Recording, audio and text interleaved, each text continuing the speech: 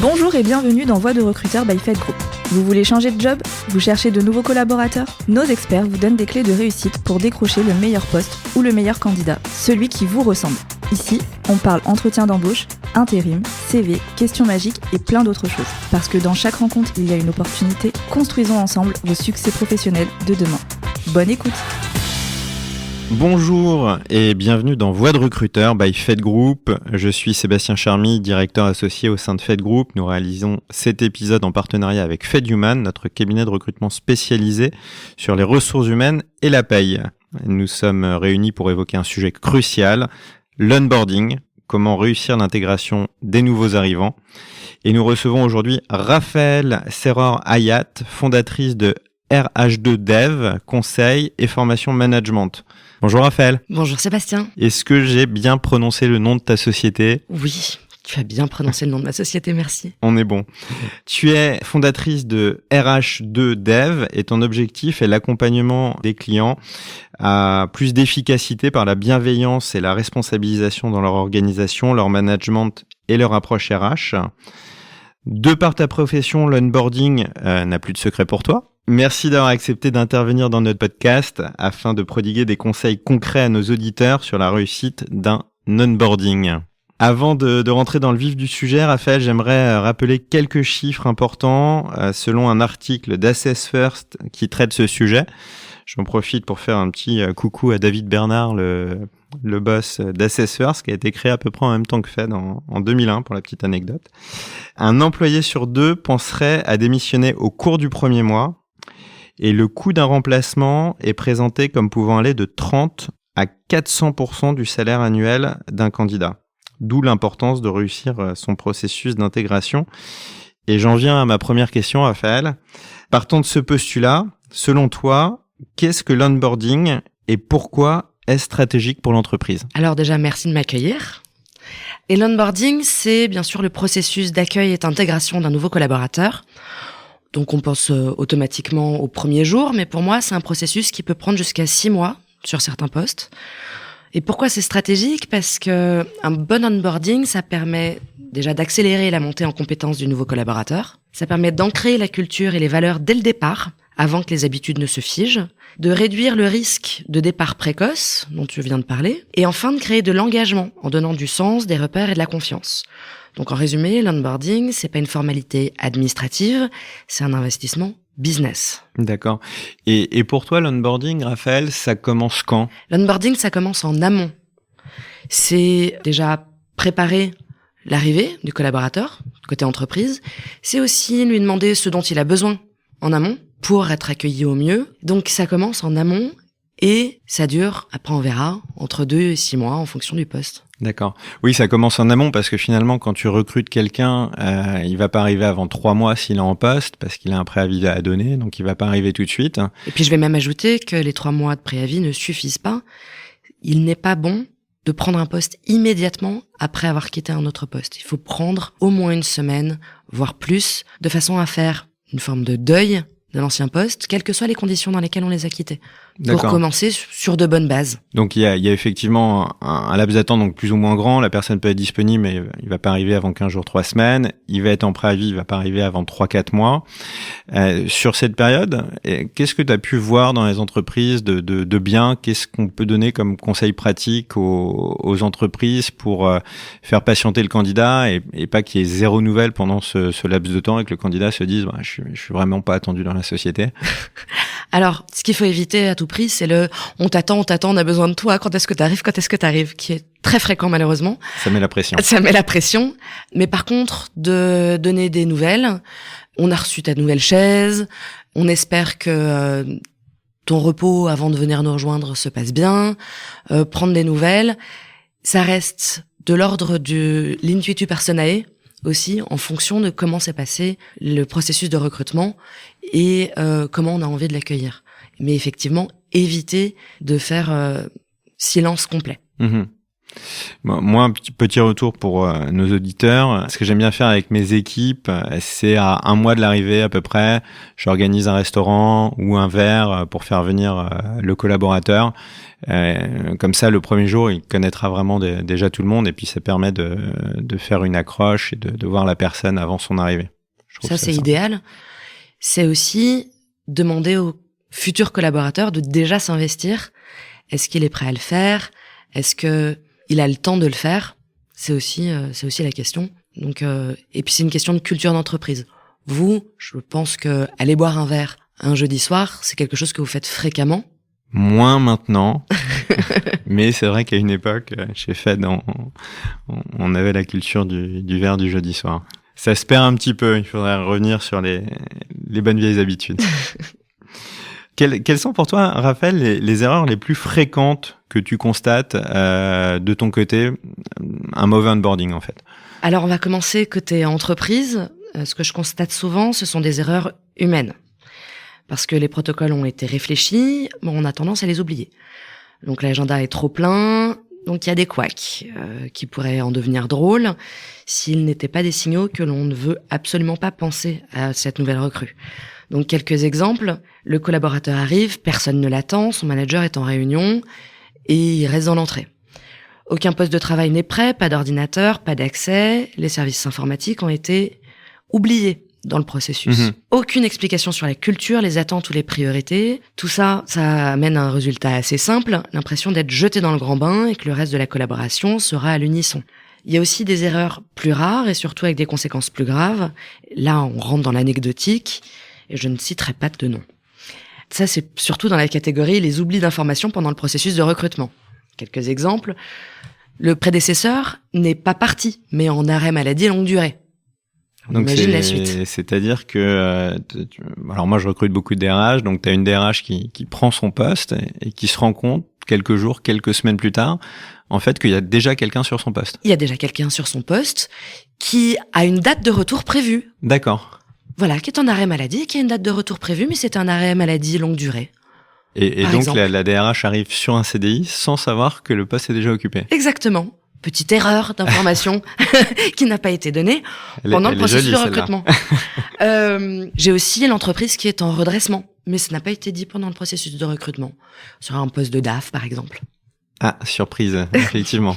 Très jolie surprise.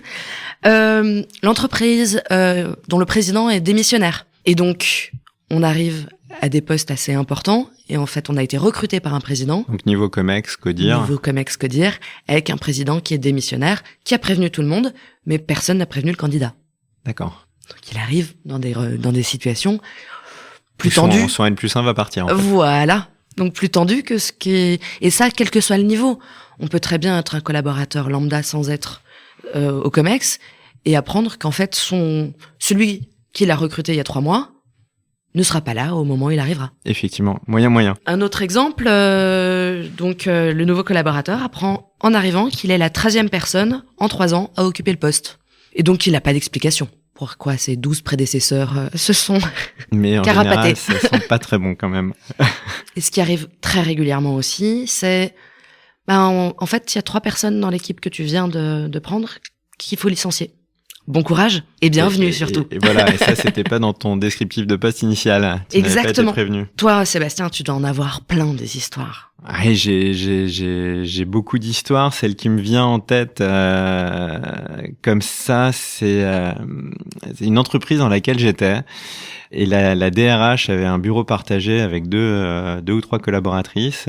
Elle intègre une nouvelle gestionnaire RH, mais elle intègre sans avoir vraiment rien préparé. Tu disais tout à l'heure l'ordinateur, etc. Donc il y a un bureau dans un angle, un peu le bureau du bonnet d'âne. Hein. On le connaît tous. Voilà, t'es vraiment contre le mur, t'as pas de vue, c'est vraiment horrible. Sur un bureau qui fait 50 cm², donc un bureau d'écolier, et on lui dit de poser ses affaires là. Il y a pas d'ordinateur, il y a rien. Alors dans la matinée, on lui donne quand même ses chèques restaurant. Elle part déjeuner, mais elle ne reviendra pas. On la voit plus de la journée. Ah oui. Et plus de nouvelles. Ghosting complet, mais en même temps accueil pourri et ça donnait pas envie de rester.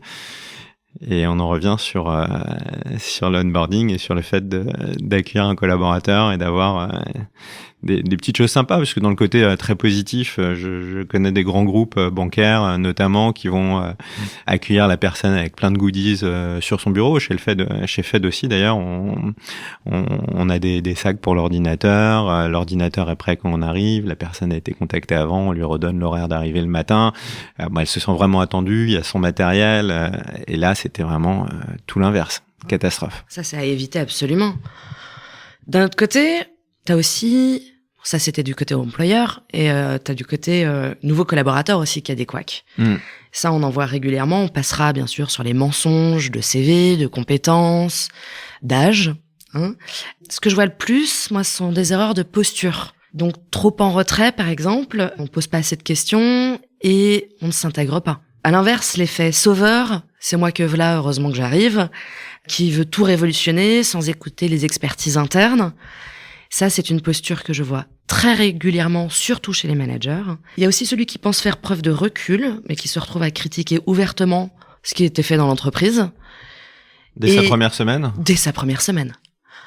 Ah, vous faites ça comme ça ? Oh, bah alors, franchement, je vois pas pourquoi. Et vraiment avec condescendance. D'accord. Il fait son rapport d'étonnement sans qu'on lui ait rien demandé, en fait. On est au-delà du rapport d'étonnement, là. On en reparlera du rapport d'étonnement et tout ce que ça peut apporter comme qualité à l'onboarding. Non, là, on parle de jugement. Ah, je faisais pas ça comme ça. Ça passe. Mais vous faites ça comme ça. Et est-ce qu'il y a quelqu'un qui a vraiment réfléchi au sujet ? Là, c'est une autre posture. Effectivement.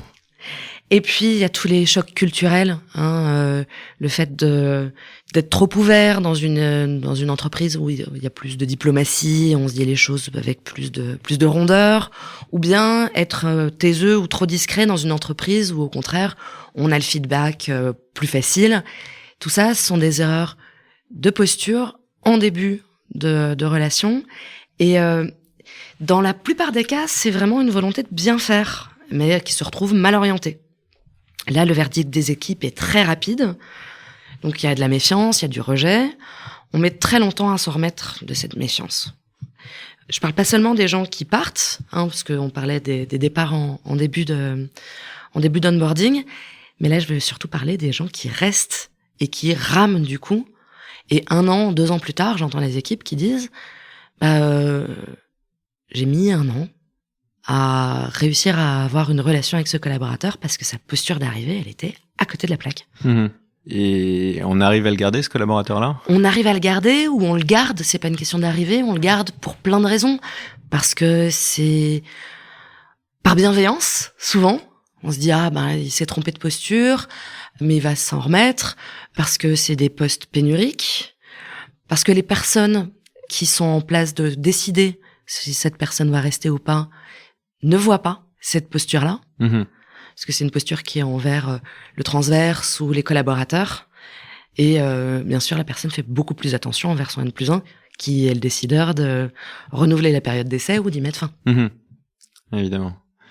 Et toi, tu le vois beaucoup, ces arrêts de période d'essai très rapides, au bout de quelques jours, quelques semaines ? De ma position, je ne vois pas les gens qui partent immédiatement. Ils arrivent pas dans mon radar. Je vois ceux qui restent en poste avec ces erreurs de posture. Et parfois, ils me demandent de les aider à ramer pour rattraper tout ça. D'accord. Et c'est jouable. Et toi, tu es là pour ça. C'est jouable et je suis là pour ça.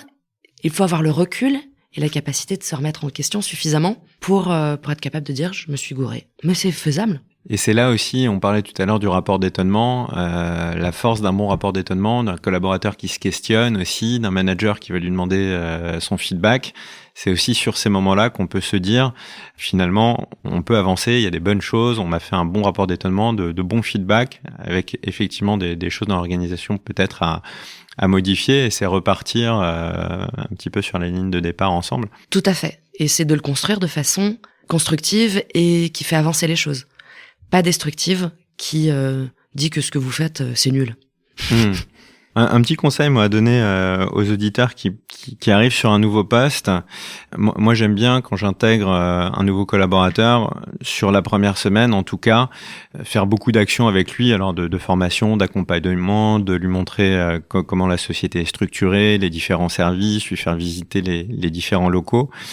Et souvent, il y a au moins 1 ou 2 déjeuners d'organiser avec soit des membres de la direction, soit d'autres collaborateurs ou d'autres équipes. Et on a des collaborateurs qui arrivent et la première semaine, tous leurs déjeuners sont déjà prévus. Alors voilà, le conseil à donner, c'est sur votre première semaine, ne prévoyez pas de déjeuner extérieur, hein, puisque logiquement sur un onboarding, on va vous proposer quelques déjeuners, on va vous inviter au restaurant pour faire connaissance avec des membres de l'organisation.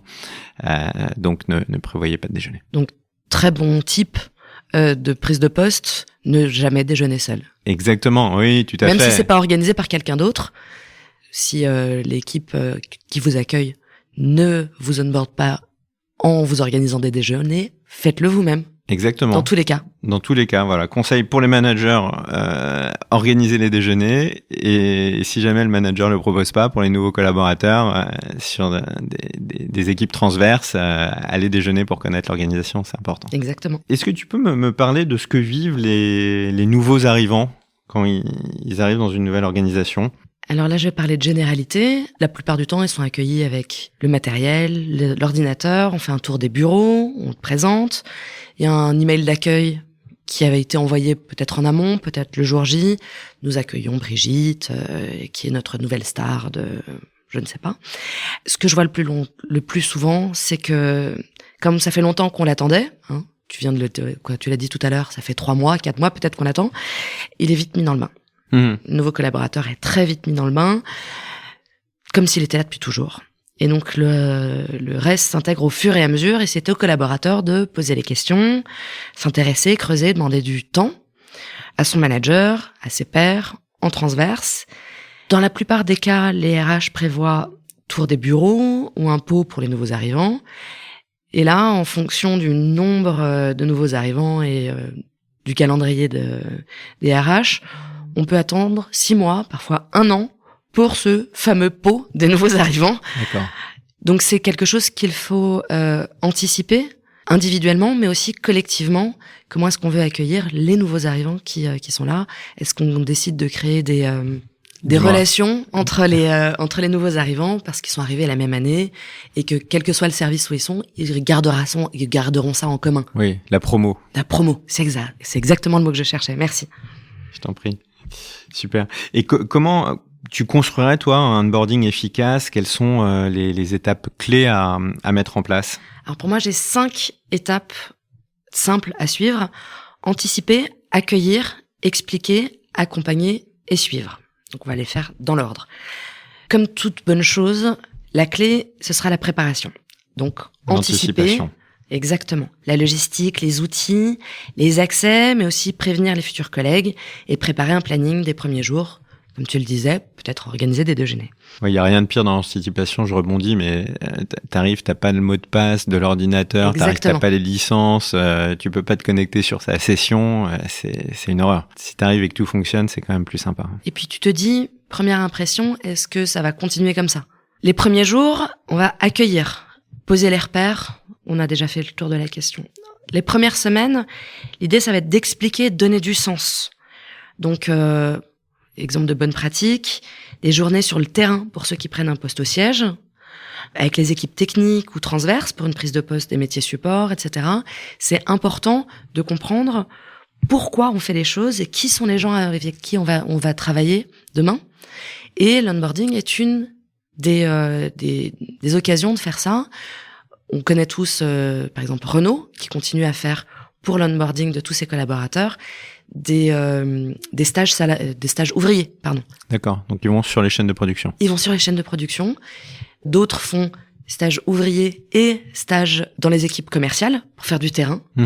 Même si au final tu finis comptable et tu vas faire ton boulot, mais au moins tu vois la réalité du terrain. Tu vois le produit, tu vois comment la voiture se construit. Ouais, exactement. Dans les premiers mois, il va falloir accompagner la montée en compétences. Et donc là, le rôle du manager va être crucial, avec des points de suivi planifiés, du feedback constructif et des ajustements nécessaires. Et enfin, entre 2 et 6 mois en fonction du poste, on va sécuriser l'intégration en faisant un suivi.